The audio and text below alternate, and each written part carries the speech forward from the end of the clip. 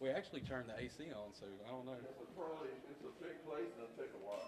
Well, usually it kicks pretty good. Okay, hold on, I gotta re-wipe on this now. Probably have to take it down a couple inches. I can barely see over the podium, so. What happened there? Just as I thought. Does anybody have a large book, like a tall book? That battery is no good, though. No. Well, never mind. I thought it was gonna work.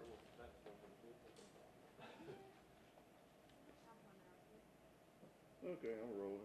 All right. Everybody else ready? Yep. All right. Well, thank y'all for coming out. I want to especially thank you guys from the media for taking time and coming out and seeing us. One of the reasons that we wanted to call a press conference today is kind of what the way we got here and the reason we got to this point. It's a long story, but definitely wanted to tell you guys versus just sending out a quick press release and it is what it is. These paragraphs on the paper. So definitely wanted to explain that and kind of tell you how we got to this point over the course of, I guess, going on about 6 to 7 months right now. First off, I do, again, welcome. Thank you guys for coming out. To my right here is some of my board members in our team, so they can definitely, be sure to say hi to them. And they've added and contributed a lot to where we've got here and kind of got us to this point today. The history of the Greater Gulf State Fair. This is going to be our 66th fair. We started at Blakely Island, moved to Ladd, ended up at Hartwell Field and came out here. So for the last 65 years, we've continuously had an annual Greater Gulf State Fair. And that whole thing is, that's something that the community looks forward to. I know certainly we as an organization look forward to it, and we enjoy planning it and producing it. So obviously the environment today, there's a lot of questions of, is the fair going to take place, and what's the fair going to look like?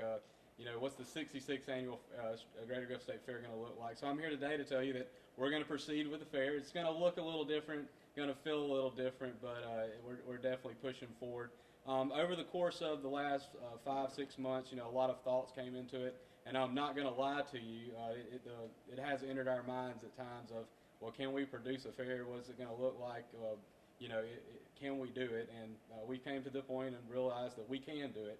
Again, it's going to look a little different. We've developed 4 plans, ranging basically kind of what triggers those plans is the color code assigned by the Alabama Department of Health to our community. As of right now, fortunately we're in the green color code, so that means that we're doing well. People are wearing those masks. We're getting better and better every day, and but at times we were in the red. So kind of looking at what we've done is the way we're going to proceed with this is going to be kind of a mixture of the 4 plans, mainly sticking around that yellow and green color code plan that we have.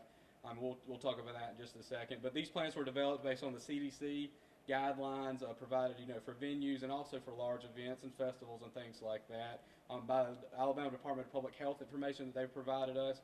Our International Trade Association, the International Associations of Fair and Exhibitions, that's kind of like a brotherhood of fairs that we communicate with. Several fairs have been able to open, and unfortunately the majority have not been able to open due to what their communities look like and their states look like at that time.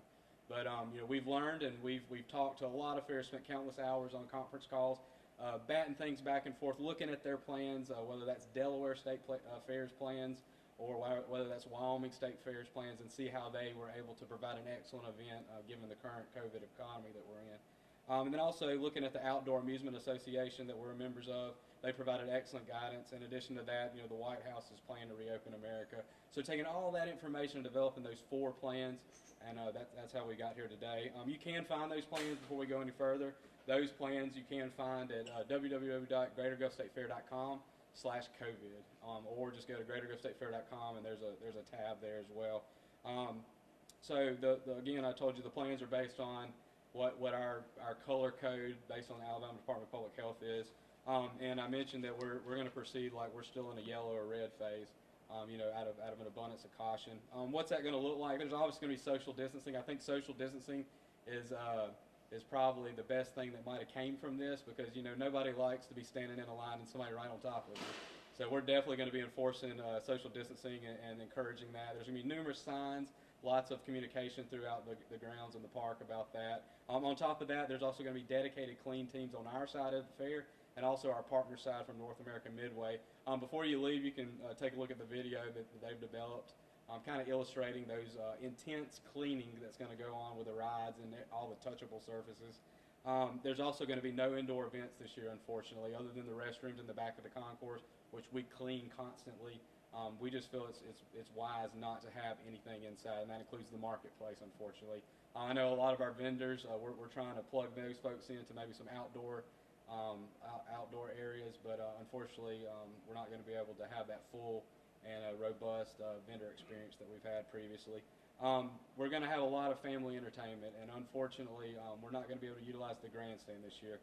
We've looked at it every which way, and there's really no way that we can adequately enforce social distancing in a grandstand. Given our grandstand and knowing our grandstand lawn, there's no way to really enforce that and make sure that happens. And then also, there's just the entertainment industry's taking a hit, whether that's the production companies or the artists themselves, and a lot of them aren't touring at the moment. So really trying to find somebody, but then also, more importantly, being able to enforce that social distance is not going to happen. But we are going to beef up our on-grounds and family entertainment.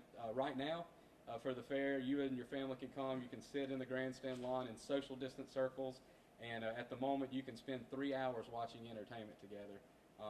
In the lawn there on the grass in social distance circles. So we're definitely beefing that up to provide value for the entertainment portion of the fair.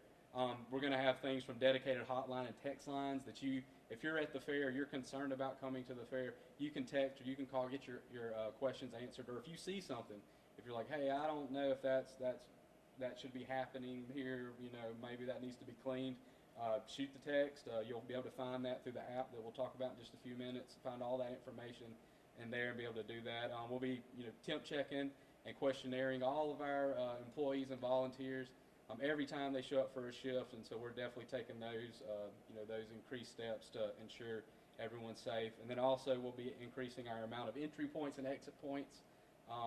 Obviously everything's going to be outside, so the beautiful exhibits that we have inside here, the decor we have, unfortunately this year is going to have to be paused, but we are going to have outdoor exits and increase the number of those and entry points. And really, honestly, this is the time, we've talked about this before, this is the time to buy your tickets in advance. There's no other contactless method than going online and buying your tickets. You don't ever see anybody, you don't have to hand a debit card over, there's no cash being exchanged, so definitely purchase your tickets online, and we'll be releasing and announcing ways that you can get your tickets in advance in person. It's going to look a little different. Stores are busy right now, so we'll be kind of looking at other options to sell tickets. And on top of that, face coverings it could change depending on what the environment looks like, but we're definitely proceeding for that. Every patron, every guest, every employee will be wearing face coverings. There'll be increased in contactless payment methods, whether you're a vendor or food vendor coming. There'll be social distance areas on the ground that you need to stand, so we're definitely looking at that and working on that. And again, you can find those plans. All these plans are laid out, and this is just the tip of the iceberg. There's a robust plan online at GreaterGulfStateFair.com, or you can check our new app. We've never had an app before, so we've partnered with Infomart. So we have an app that you can go to any Android or Apple device, go to the App Store, and just type in Greater Gulf State Fair and find that app, and it'll pop up. And again, there'll be constant COVID updates on that. There'll be best practices. There's going to be an extreme educational component of the best way to come to the fair, how to get here quick in and out, how we need to stand in lines and do things like that. So that'll definitely be online. And one of the biggest announcements, obviously we've always ran. I say we've always ran. We've always ran at some point in October. But due to the fact that a lot of fairs can't get open and there's these new social distancing guidelines, we're going to be kind of changing our dates. Not kind of, we are changing our dates. So our dates now will be November the 6th, running through November the 22nd, and we'll be closed on Mondays and Tuesdays. Those Mondays and Tuesdays we'll definitely be spending, making sure everything's running right from the previous couple days, and also cleaning, intensely cleaning, and ensuring that the safety is, all safety protocols are observed and working well. Stay tuned for more information. We might have something to announce for those Monday, Tuesdays nights moving forward, but we'll definitely keep everybody posted. Why continue with the fair? you know, why not just not have a fair this year? Everybody else is doing it, whether it's an event here that's doing it, an event there doing it. There's kind of, I guess, really a simple, heartfelt answer. What a fair is a fair is a celebration of the community, but also a fair is a place where people come and they exchange goods for money. They celebrate. They spend time with their family. A lot of our vendors, or the majority of our vendors, that's our food vendors, and even our entertainment acts that we're bringing for on-grounds acts, and even some of the vendors that sell wares and things like that.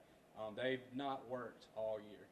If they've been able to catch one of the few fairs that have started and been able to run, they were very fortunate. But you know, we kind of feel a responsibility that they're our partners, and you know, they're hurting right now. A lot of them didn't qualify for the assistance, whether that's PPP or things like that, because of their LLCs and things. So really, we kind of have that responsibility that we feel to those people that have worked with us for 65, 66 years, to ensure that we help them when we can. They've always helped us. And then on top of that, we're a nonprofit organization ourselves. We're a JC project, a project of the Mobile JCs. So really, you know, the fair is how we continue to maintain a facility and give back to the community. So if not more now, when a lot of nonprofits are hurting, you know, we felt the responsibility to push forward and be able to contribute and raise money for them so that we can continue to impact the community like we do. And then on top of that, you know, our mission and our vision as an organization is we want to be a place where people come to make memories. Whether that's during Mardi Gras with Mardi Gras balls, or a vintage market event that you come out here with your friends, or you know, at the top of our list is the fair. So there's no better time in 2020 after all we've been through. We sat at the house for months at a time. We haven't been able to go and do anything with our family. A lot of things have been impacted. And honestly, you know, it's been a tough year. Been a tough year for me, a tough year for a lot of people. And our community needs that encouragement. Our community needs something where they can come and their family, socially distanced, very clean place that they can come and they can just spend time and you know, maybe for whether that's an hour or that's 2 hours, get a glimpse of that normalcy that we had, you know, 8 short months ago. So, but that's why we're pushing forward. Again, you know, you can find more information at greatergostatefair.com or go and find our app powered by InfoMark on any app store. And again, you know, just feel free to give us a shout. We'll be releasing all this information in the coming weeks, and we can't wait to get open on November 6th and you know, for the 66th annual Greater Gulf State Fair. Thanks. Y'all good? Have any questions? I have a question. Yes, ma'am. Sanitizing stations and Yep. temperature checks. Yep. One thing I actually left out that I just remembered is that we will be capping capacity. So 7,000 people will be allowed at any given time. That allows for 50 square feet of social distancing space. I've ran the numbers, and it makes my head hurt. So we'll definitely be doing that. But sanitizing station increasing. We're going to have, I want to say that our plan, the kind of different phases, but the plan we're rolling with, we'll be installing 175 hand sanitizing stations on our side of the house. And then on North American Midway, our partner, the Carnival Company, they'll be installing 150 to 200 themselves, and every ride will have a dedicated sanitizing station. So it definitely will. I don't know where I'm going to put all I think 500 hand sanitizing stations, but we'll figure it out. You might be tripping over hand sanitizing stations, but we'll definitely have those. And then what about temperature checks? Temperature checks. At this moment, again, things could change depending on the closer we get to what it looks like. At this moment, we don't intend to temperature check people coming in. But again, that could change. We've got a plan for that. That's actually in our plan. So we could do that. On top of that, also maybe like a health questionnaire as well. So we're prepared for that. We just don't feel at this point, especially given the fact we're green at the moment. Green goes to yellow, then that definitely changes everything. But at this moment, we're not going to temperature check. So. What about the petting zoo? Is that something that you guys are going to continue this year? Yeah. So unfortunately, it looks like we're not going to be able to do the petting zoo. It's really hard to sanitize animals after people. So we will have we have limited ag shows. Obviously, at the moment, our ag shows are kind of up in the air. We do know for a fact, unfortunately, we're not going to be able to have the hog show and the hog sale. So that's definitely that's a disappointment because I know that there's 4-Hers and FFA members that All through high school they participated, all through middle school they participated, and unfortunately their senior year they're not going to get to. But what we're kind of looking at is exploring it. I'm already in talks with the FFA and the 4-H to potentially do a spring sale. Maybe something changes and we could do that. But as far as Pet and Zoo, unfortunately the Pet and Zoo just isn't probably going to happen, or not going to happen this year. And then we're still kind of up in the air of what a heifer and a steer show looks like. We should know that by the 15th of this month. Agriculture is a component of any fair, so we definitely want to do what we can to try to facilitate that if all possible. And I know, this is an ever-changing thing for everyone, but once you guys start the fair, if, say, we go from green to yellow or something like that, are you going to be adapting your plans as, the case numbers continue to come in? Yeah, so we don't want to adapt, so we're just going to go to the extreme. We're going to start with a mixture of the red and yellow and go from there. So we don't want to have to call timeout and say, all right, everything's got to change, let's bring this in, we can't do this. So we're just going to, from the start, we're just going to start like we're in a red, and we're going to proceed like that. So. Many people come here for the concessions. Guilty. What can we expect from changes with the setup? Yeah. If you would explain that. Yeah, so again, everything's outdoors, and we'll be spreading things out. Traditionally, I really, when I lay out the menu, when me and Pascal lay out our food vendors, we like the tightness of the vendors, and there's no gaps, and you're going vendor. We're not going to be able to do that this year. To my chagrin, I guess, we're going to have to space these out and figure that out. Definitely vendors will be spaced out. We're looking at areas where we can widen the aisles. I want to say on average our drives or our walkways are 25 feet. So we're looking at ways that, whether it's more of like a checkerboard pattern, that we can kind of facilitate that. But also, we're looking at various ways. So they will be spread out, social distancing markers on the ground, plexiglass for the vendor, between vendor and patron. And obviously, they do an excellent job already of abiding by the health safety rules, but, that's definitely going to be a top priority that we're going to really keep harping on with everybody of how important it is for, you to wear the gloves, you to wear the mask, and continue constantly sanitize. Are you emphasizing credit card sales only? Not Or only, cash it would be nice to say, hey, you can only use these touchless methods, but the realization that there are a lot of people that do not have the access to those, so cash has to take place. So there will be cash transactions, but again, the quickest and fastest way is that tapless or that tap card and touchless transaction. So we're definitely encouraging that. All of our vendors are working towards getting there and being able to do that. So we'll definitely look forward to that. And with rides this year, are people going to be wearing masks on the rides? So that's one of those things that yes they will need to wear a mask on a ride. The rides will be sanitized. Basically they'll be spaced out. You're not going to be packed into a ride. There's going to be spacings and things like that. But yeah, you will need to keep your mask on. If the mask order is still in place, and then we're still requiring that, you will need to keep your mask on. So, unfortunately, but we're getting used to the mask thing. Say the dates one more time, please. Yep, so the date's going to be November the 6th. We'll open on Friday, November 6th, and we'll run through Sunday, November the 22nd, and closed on both those Monday and Tuesdays. Are the times remaining the same? We'll announce the times in the next week or two, but opening times will more than likely stay the same. We'll probably be closing a little earlier because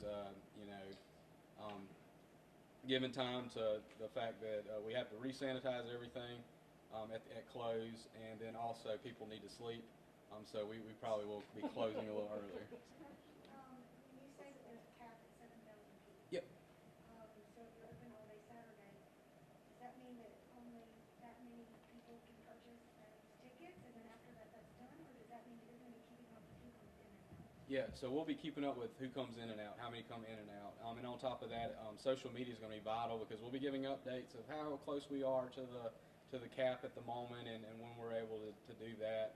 And then also the hotline number and the text line number and things like that will help us kind of get the message out of where we stand as far as attendance.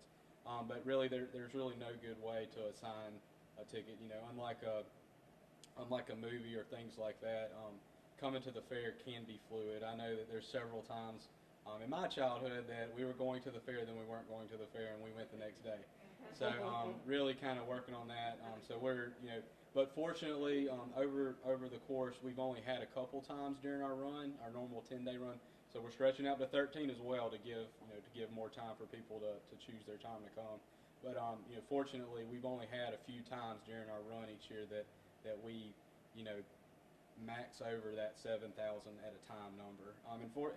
Fortunately, people, you have your people that come in the mornings, you have your noontime people, your lunchtime people, and then you have people that come later at night. So we've been able to manage that in years past.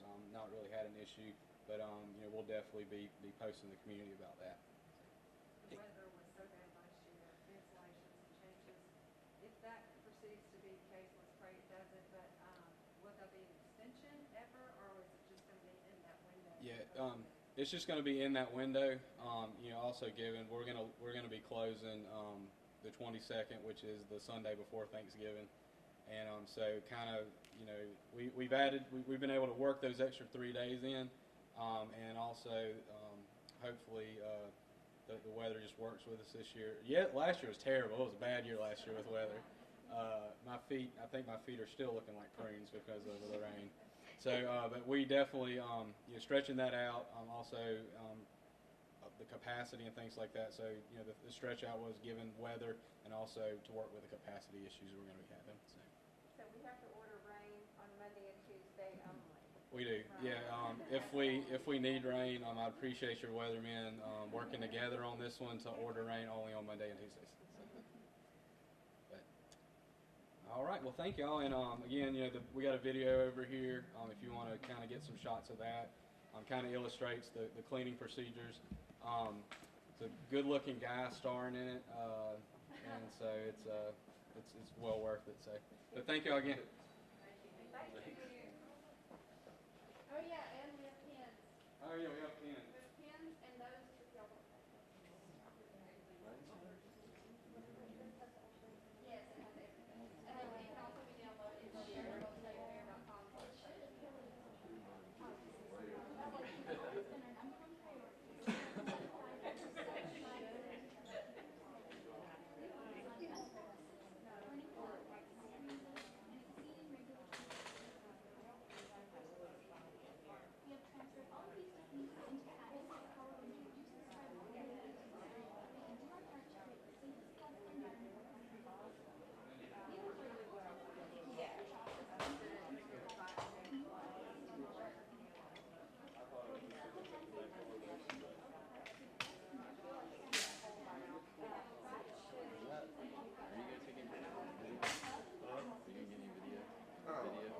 I might get a tip in the Video.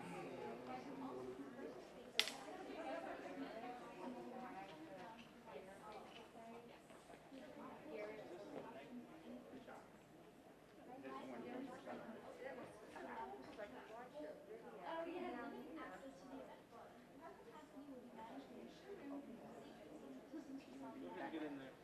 This includes respecting social distancing parameters, covering coughs and sneezes,